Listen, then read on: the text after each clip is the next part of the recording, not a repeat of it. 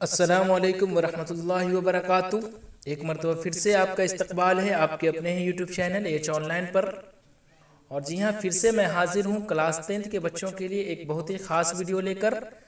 Secondary sent up examination जो 2021 में हुआ था आप लोगों का, उसके सवालनामा के साथ। तो जी हाँ, आप आराम से देखते रहें किस तरह से सवाल एग्ज़ाम में पूछा जाता है, क्योंकि आपको आइडिया मिलेगा कि एग्ज़ाम हॉल में किस तरह से सवाल आते हैं।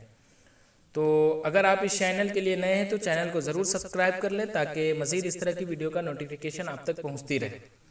तो आज की इस वीडियो में मैं आपको या तो चाहे जो भी ऑब्जेक्टिव जितने सवाल थे उसको मैं हल करूंगा, और उसके बाद जितने भी सब्जेक्टिव सवाल थे उसको भी मैं बताने वाला हूं। तो चलिए हम बगैर वक्त ज़ाय किए हुए अब वीडियो शुरू करते हैं। सेकेंडरी सेंटअप एग्जामिनेशन 2021, यानी अभी जो 2021 में आप लोगों का सेंटअप एग्ज़ाम हुआ था उर्दू का, उसी का मैं क्वेश्चन हल करने वाला हूँ। तो चलिए देखते हैं, इसमें हिदायत आगे कुछ दिए हुए हैं वो आप देख लेंगे। यहाँ पर सीधे सीधे हम क्वेश्चन की तरफ आते हैं। तो देखिए, दर्ज झैल मारूदी सवालात में से 50 का जवाब सही सही मुंतखब करें। 50 से ज़्यादा के जवाब देने पर शुरू के ही 50 सवालात जांच किए जाएंगे। इसमें सबसे पहला सवाल क्या है, हम्द खुदाए अज़्ज़ा वजल में यक्ता किसके लिए आया है। इससे पहले जो आपका ऑफिशियल मॉडल पेपर आया था बिहार बोर्ड का, उसमें पूछा था कि हम्द खुदाए अज़्ज़ा वजल में जुलजलाल किसके लिए आया है। लेकिन यहाँ पर पूछा जा रहा है कि यक्ता किसके लिए आया है। तो या तो जुलजलाल पूछे या फिर यक्ता पूछे, दोनों का मतलब एक ही हुआ। तो किसके लिए आया है, हम्द खुदाए अज़्ज़ा वजल में यक्ता जो है वो खुदा के लिए ही आया है, इसलिए इसका ऑप्शन सी सही हो गया।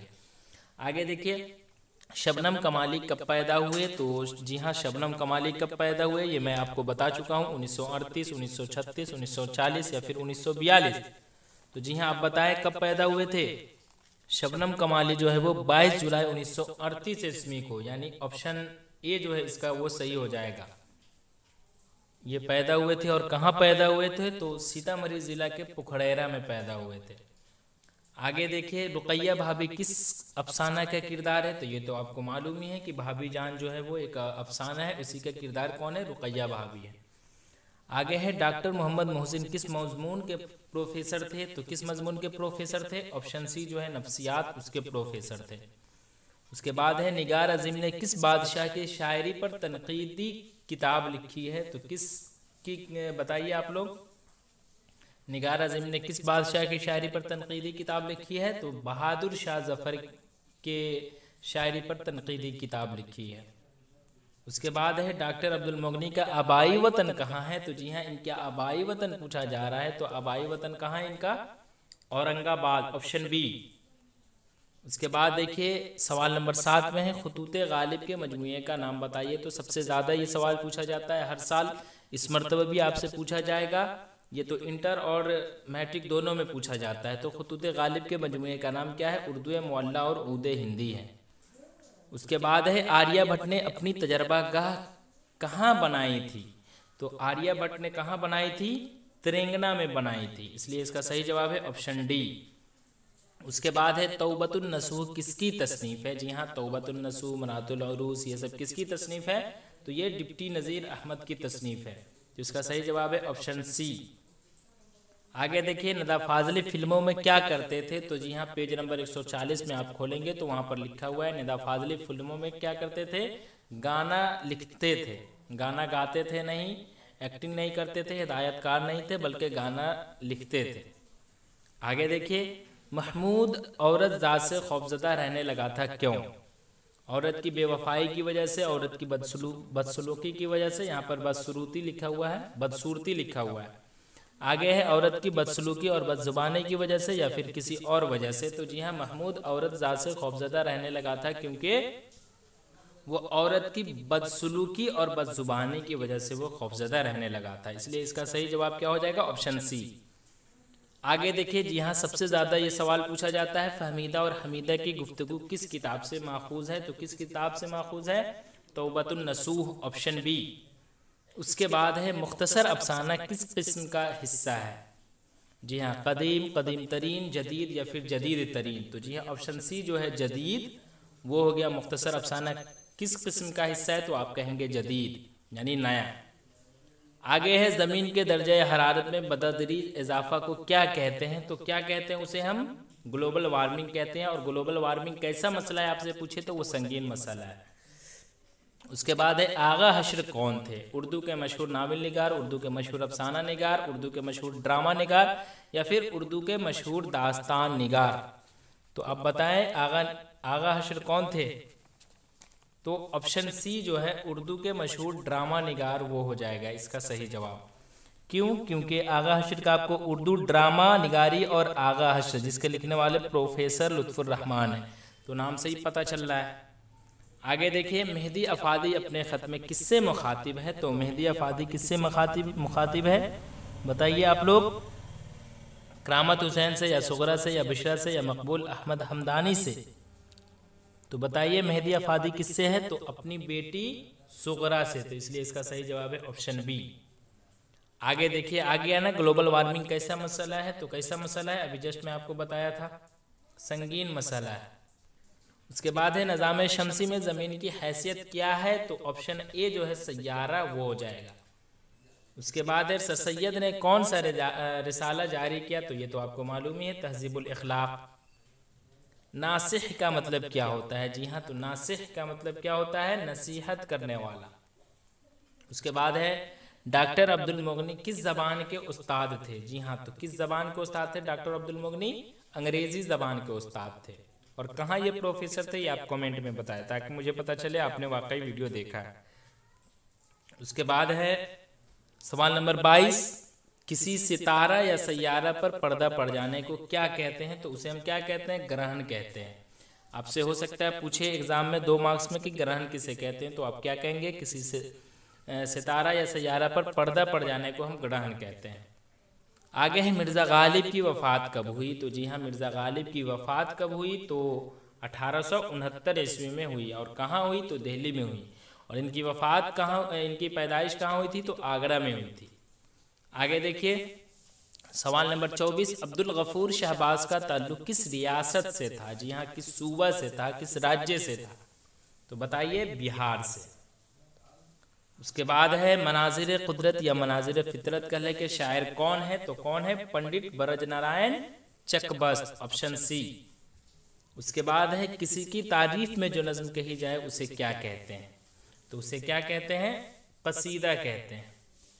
आगे देखिए इंडिया गेट कहाँ है? तो आपको तो मालूम ही है कि इंडिया गेट जो है वो दिल्ली में है। और ये पूछ दे कि इंडिया गेट किसने बनाया? तो किसने बनाया? अंग्रेज़ों ने बनाया। उसके बाद है शामिल निसाब में हम नौजवान हैं के शायर कौन है? तो आपके निसाब में जो है हम नौजवान हैं उसके शायर कौन है ये पूछा जा रहा है, तो कौन है? परवेज़ शाहिदी है। उसके बाद है नदा फाजली ने अपने नज़्मों में समाज के किस तबका के मसाइल को उभारा है? तो किस तबका के मसाइल को उभारा है? कमज़ोर तबका को, इसलिए इसका सही जवाब क्या हो जाएगा? Option C. उसके बाद आगे देखिए नज़्म बिजली का खंबा किस तरह की नज़्म है? पाबंद नज़्म, नज़्म मोरा या आज़ाद नज़्म या फिर इनमें से कोई नहीं? तो कौन है? आज़ाद नज़्म, ऑप्शन सी। उसके बाद देखिए इंडिया गेट किसकी नज़्म है? तो किसकी नज़्म है? इंडिया गेट जो है वो जगन्नाथ आज़ाद की नज़्म है। और ये कहाँ है? तो दिल्ली में। और इसे किसने बनाया? तो आप बता सकते हैं कमेंट में। आगे देखिए नज़्म खरा डिनर किस तरह की नज़्म है? मज़ाहिया, बयानिया, समाजी या फिर तारीख़ी? तो आप बताएं नज़्म खड़ा डिनर किस तरह की नज़्म है? मज़ाहिया नज़्म है। और इसके लिखने वाले कौन है ये आप कमेंट में बताएं। आगे देखिए मिर्ज़ा गालिब का लक़ब क्या था? यहाँ पर पूछा जा रहा है, तखल्लुस नहीं पूछा जा रहा है, इसलिए आप गौर करें। मिर्ज़ा नौशा, मिर्ज़ा मुनशा या मिर्ज़ा फ़ख्रू या फिर इनमें से कोई नहीं? तो मिर्ज़ा गालिब का लक़ब यहाँ पर पूछा जा रहा है, तो लक़ब क्या था? Mirza nausea, option A. उसके बाद है मसनवी ज़हरे इश्क किसने लिखी है? किसने लिखी है यहाँ पर पूछा जा रहा है, तो शौक़ लखनवी, शौक़ नीमवी, मीर हसन या फिर दयाशंकर नसीम? तो शौक़ लखनवी जो है वो मसनवी ज़हरे इश्क लिखी है। उसके बाद है सवाल नंबर 35, नसीम का पूरा नाम क्या था? तो नसीम का पूरा नाम क्या था? दयाशंकर नसीम।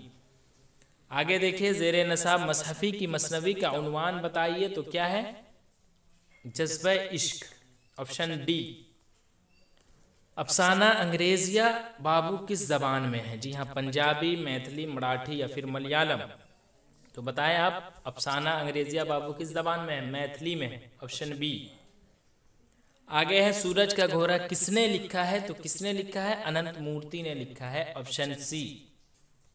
आगे देखिए सवाल नंबर 39, उर्दू और हिंदी में क्या रिश्ता है? जी हाँ, माँ बेटी का, बाप बेटी का, या फिर बहनों का, या फिर इनमें से कोई नहीं। तो उर्दू और हिंदी में पूछा जा रहा है, तो उर्दू जो है वो लश्करी जबान से निकली है ना, तो उर्दू और हिंदी में क्या रिश्ता है? बहनों का है।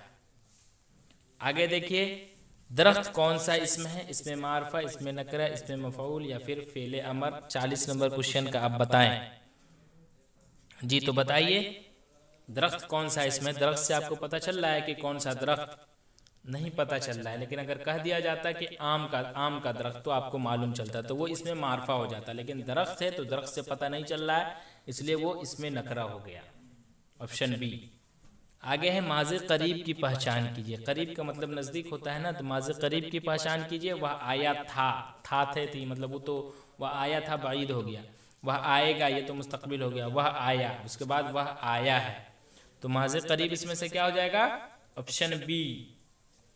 आगे देखिए, मैं खाता हूँ कौन सा सेगा है? तो जी हाँ, मैं आया, तो इससे समझ सकते हैं आप वाहिद मुतकल्लिम। उसके बाद है फेल माजी एहतिमाली की पहचान कीजिए। जी हाँ, तो फेल माजी एहतिमाली की पहचान कीजिए आप। सवाल नंबर 43 में क्या हो जाएगा? ऑप्शन सी में जो है वह आया होगा, ये हो जाएगा। इसमें नकरा की पहचान कीजिए, तो अभी जस्ट मैं आपको बताया था, ताजमहल से पता चल रहा है कि अच्छा आगरा याद आ रहा होगा आपको, गोलघर से पता चल रहा होगा पटना, दिल्ली से आप मालूम चल रहा होगा कि किस शहर की बात हो रही है। लेकिन अगर सीधा शहर कह दिया जाए तो आपको मालूम नहीं चलेगा कि किस शहर की बात हो रही है। तो ये ऑप्शन सी जो है वो इसमें नकरा हो गया।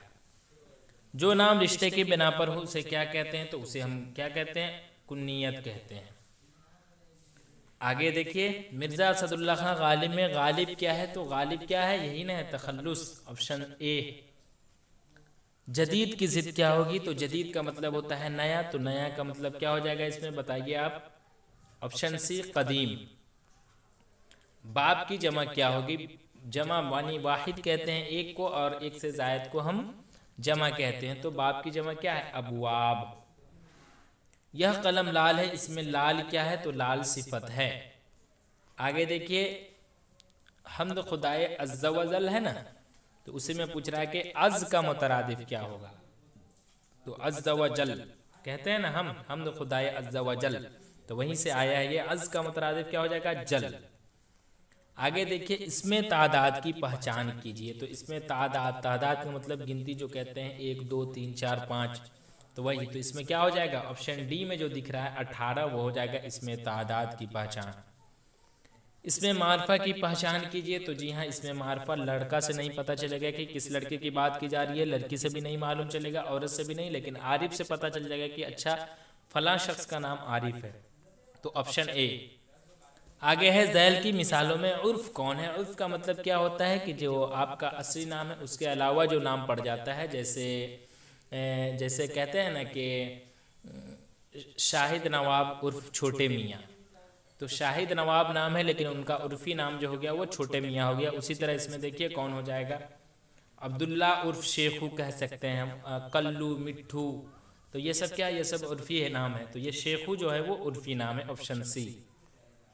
आगे है फ़राइज़ का वाहिद क्या होगा? जी हाँ, वाहिद एक को कहते हैं, तो फ़र्ज की जमा फ़राइज़, तो ऑप्शन बी। इसमें आला की पहचान कीजिए। आला का मतलब होता है औजार, तो इसमें क्या हो जाएगा? बाजार।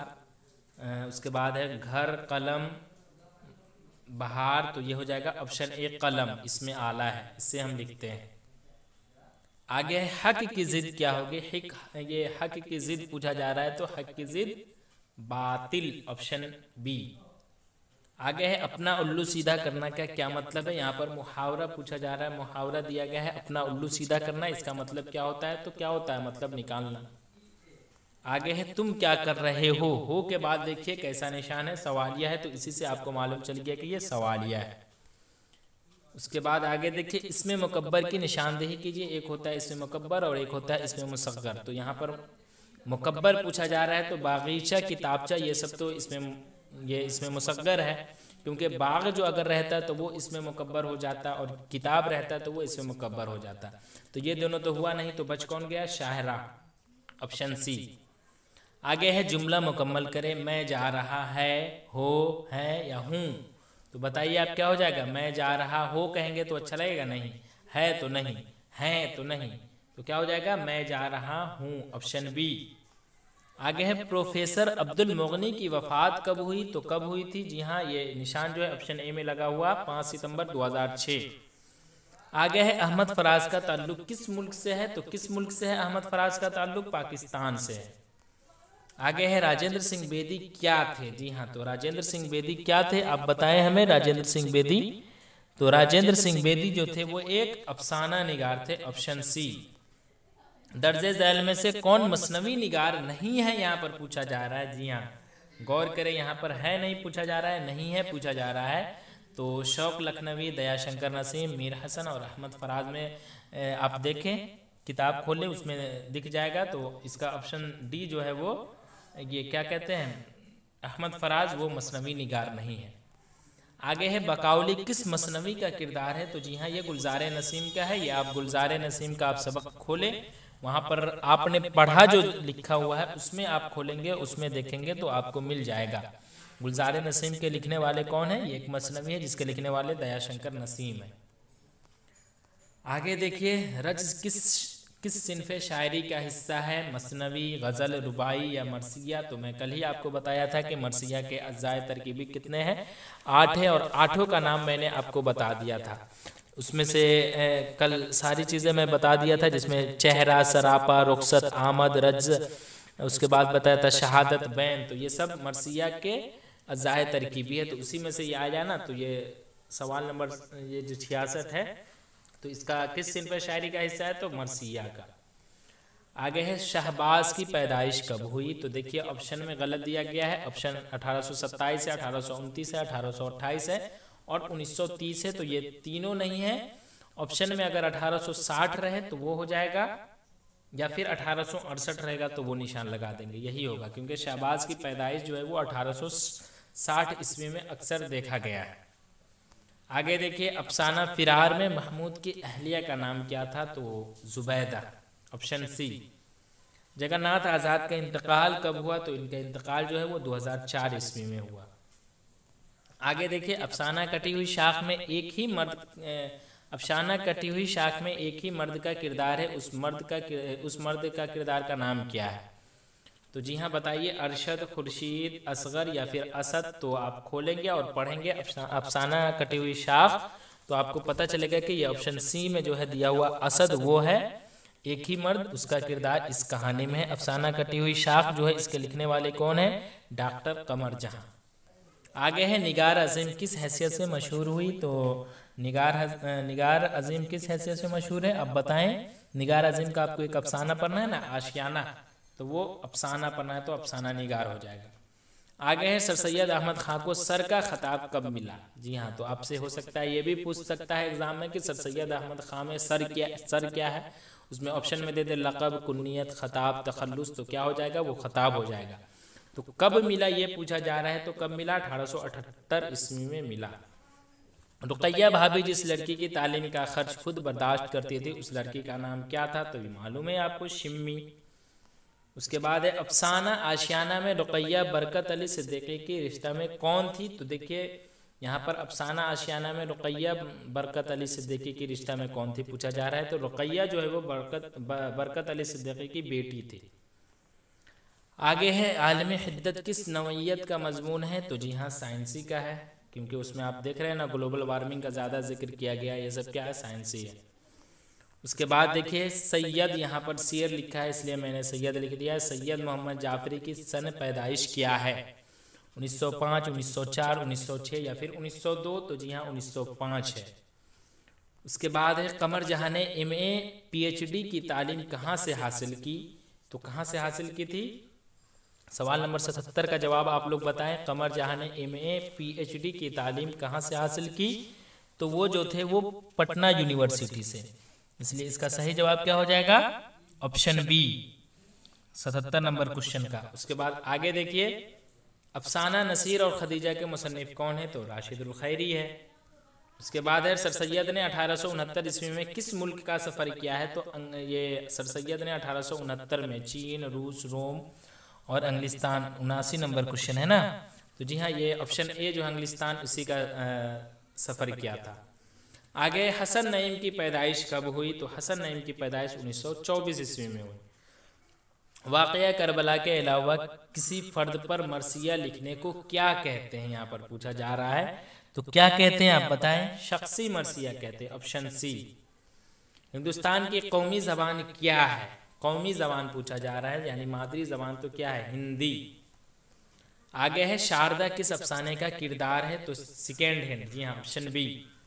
परवीन शाकिर का इंतकाल कब हुआ, तो कब हुआ, 1924 ईस्वी में हुआ। लानत का मुतरादिफ क्या है, मुतरादिफ का मतलब हम मानी अल्फाज, यानी जैसे पाक और साफ दोनों एक हुआ ना, तो लानत का देखिए इसमें सलामत, अलामत, अलालत या फिर मलामत, तो बताए आप सलामत है नहीं, अलामत है नहीं, अलालत है नहीं, तो बच कौन गया, मलामत। दवा की जमा क्या है, तो बच्चे कहेंगे दवाएं, जी हाँ, नहीं, दवाओं नहीं, दवाई नहीं, अदविया। उसके बाद है फर्श की जिद क्या है, यानी उल्टा, तो फर्श की जिद उर्श, देखिए क्या कैसे लिखा है, ऐन के ऊपर पेश दे दिया है तो उर्श होगा नहीं। उसके बाद उरूस नहीं, कर्ज नहीं, तो बच कौन गया, अर्श, फर्श की जिद अर्श। आगे है यह गाड़ी नहीं है, इस जुमले में नई क्या है, तो नई क्या है, मौसूफ है नहीं, फेल है नहीं, ज़मीर है नहीं, सिफत, ऑप्शन ए। नसीहत से इसमें फ़ाइल क्या है, तो जी हाँ, नासिह, नसीहत करने वाला, शुरू में आया था नहीं क्वेश्चन, तो यहाँ पर पूछा जा रहा है नसीहत से इसमें फ़ाइल बनाइए, तो नासिह। इनमें तखल्लुस की मिसाल कौन है, शादी, शादमान, शादमानी या फिर शाद, तो शाद अजीमाबादी आप जानते हैं, तो उसमें शाद जो है वो तखल्लुस है, इसलिए ऑप्शन डी। अक़वाल का वाहिद क्या है, वाहिद एक को कहते हैं और एक से ज़ायद को हम जमा कहते हैं, तो यहाँ पर वाहिद पूछा जा रहा है, तो कौल की जमा अक़वाल, ऑप्शन ए। ज़ेरो ज़बर होना का मतलब क्या है, ऊपर नीचे होना, आगे पीछे होना, तबाह बर्बाद होना, या फिर इनमें से कोई नहीं, तो तबाह बर्बाद होना। आगे है संग के सही माने क्या है, जी हाँ, संग का मतलब क्या होता है, तो शीशा नहीं होता है, पानी नहीं होता है, आग नहीं होता है, बच कौन गया, पत्थर। आगे है आगा हश्र कश्मीरी का ताल्लुक किस सिंह से है, जी हाँ, तो आगा हश्र क्या आपको पढ़ना है, इनका उर्दू ड्रामा निगारी और आगा हश्र जो है वो प्रोफेसर लुत्फुर रहमान लिखे हुए हैं, जो एक मजमून है, तो उर्दू ड्रामा निगारी और आगा हश्र, तो क्या पता चला, ड्रामा आया ना, तो क्या हो जाएगा, ऑप्शन बी।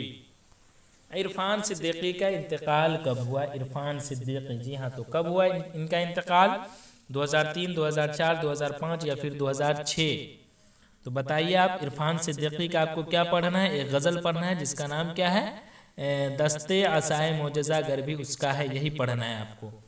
तो इरफान सिद्दीकी का इंतकाल जो है वो 2004 ईस्वी में हुआ।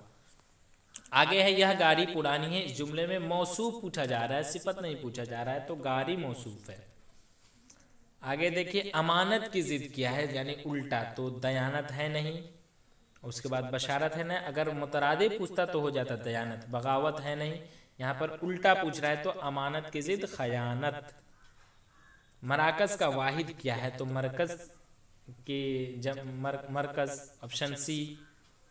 आगे है फरबा के सही माने क्या है, तो फरबा के सही माने क्या हो जाएगा, फरबा का मतलब क्या होता है, मोटा, और अगर जिद पूछ देता तो लागर हो जाता। आगे देखिए ज़मीन आसमान का फ़र्क होना का क्या मतलब है, ज़मीन से आसमान तक दुनिया नहीं, मामूली फ़र्क होना नहीं, बहुत ज़्यादा फ़र्क होना, जी हाँ, बहुत, ज़मीन आसमान का फ़र्क, ज़मीन से आसमान है ना, तो बहुत ज़्यादा फ़र्क होना, यही हो जाएगा ऑप्शन सी। तो ये कुल रहे 100 सवाल जिसका मैंने जवाब बता दिया है। आगे देखिए अब सेक्शन बी की बात करते हैं। सेक्शन बी में सबसे पहले है दर्जे झैल उन्वानात में से किसी एक पर मजमून लिखिए। जी हाँ, मजमून लिखने के लिए कहा जा रहा है।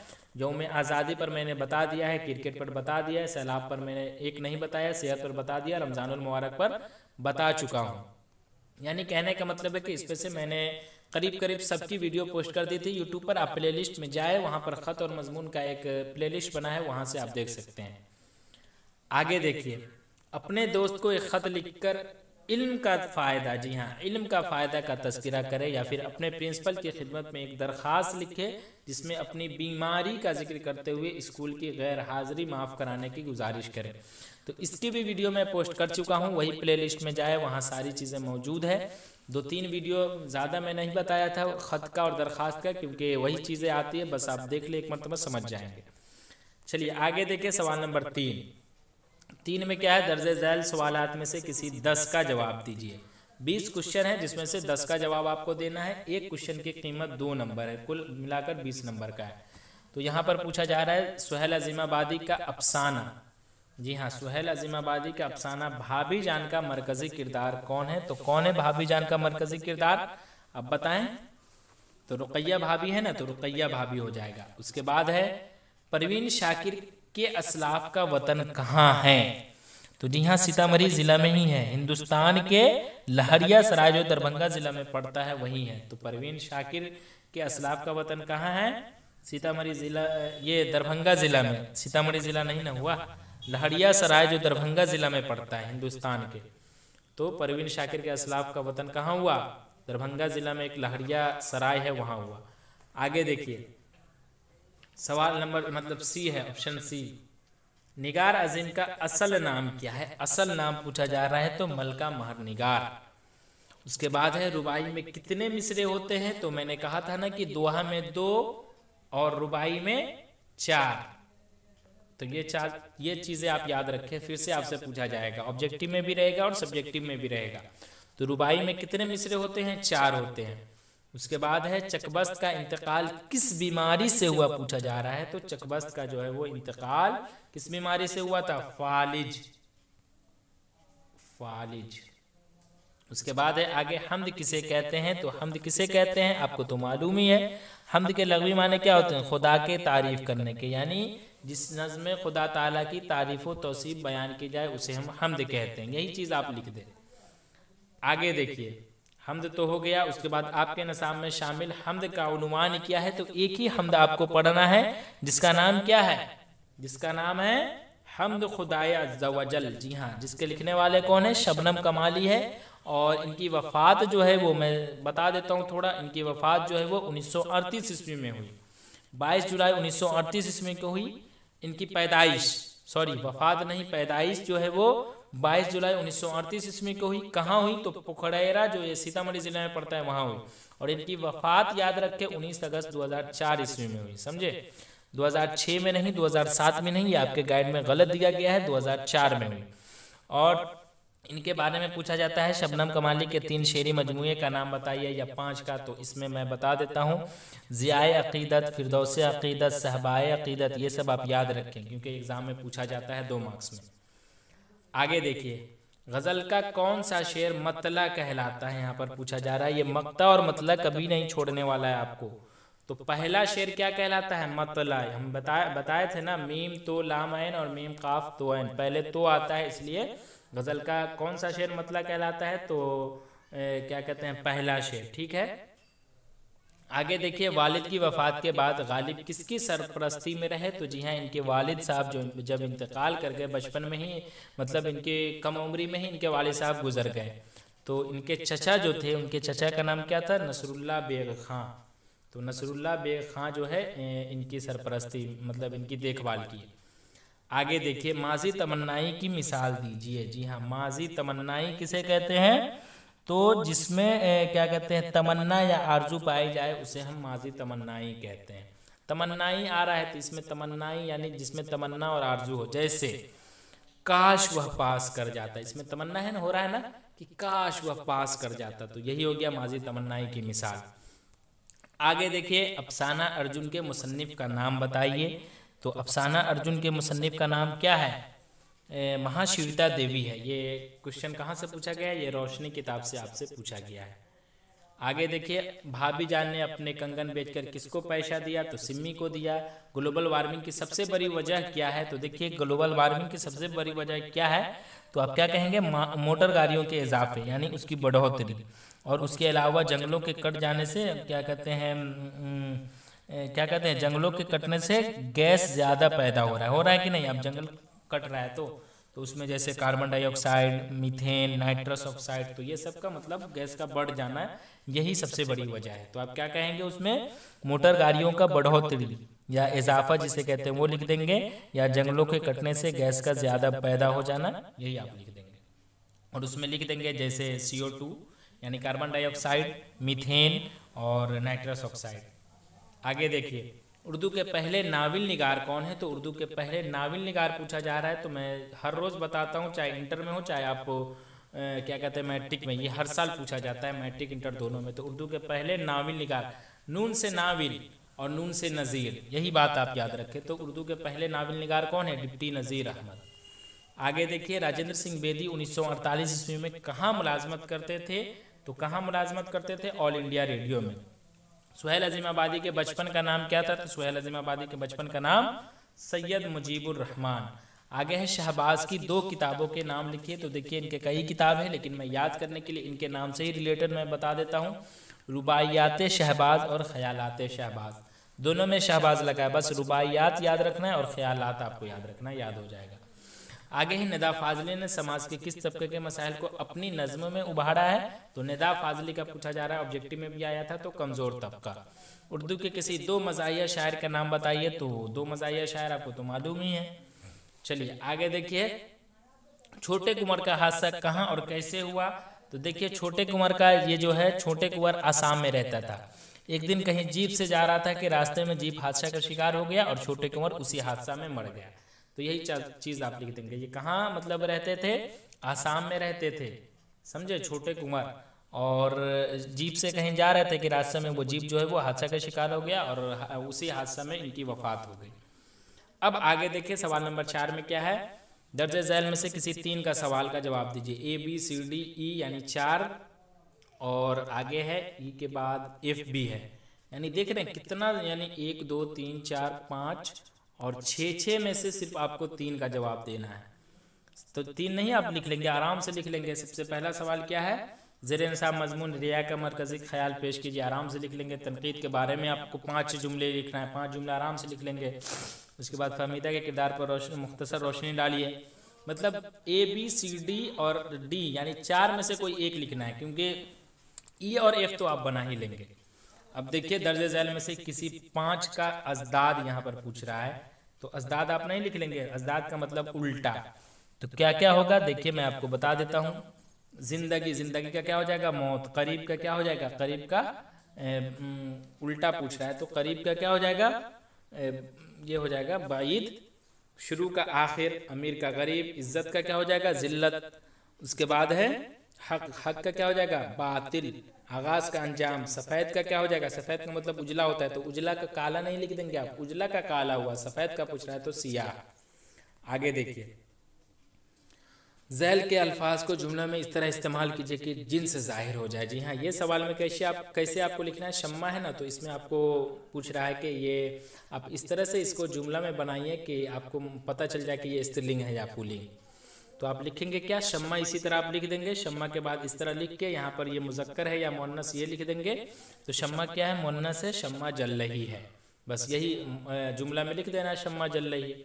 उसी तरह कुर्सी, तो कुर्सी का क्या हो जाएगा? कुर्सी क्या है? मुअन्नस है, मेरी कुर्सी टूट गई, तो ये हो गया। उसके बाद मस्जिद, मस्जिद क्या है? मस्जिद भी मुअन्नस ही है, तो मस्जिद का क्या हो जाएगा? जैसे इसका जुमला बनाइए, यहाँ की मस्जिद पुरानी है, तो हो गया।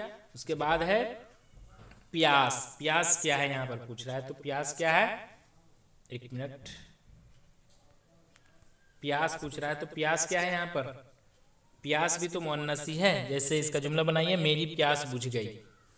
उसके बाद है हवा लास्ट में, तो हवा भी क्या है? ये मुअन्नस ही है। आज की हवा बहुत ठंड है। कहने का मतलब है कि यहाँ पर जो दिया गया है शम्मा, कुर्सी, मस्जिद, प्यास, हवा, ये सब मुअन्नस है।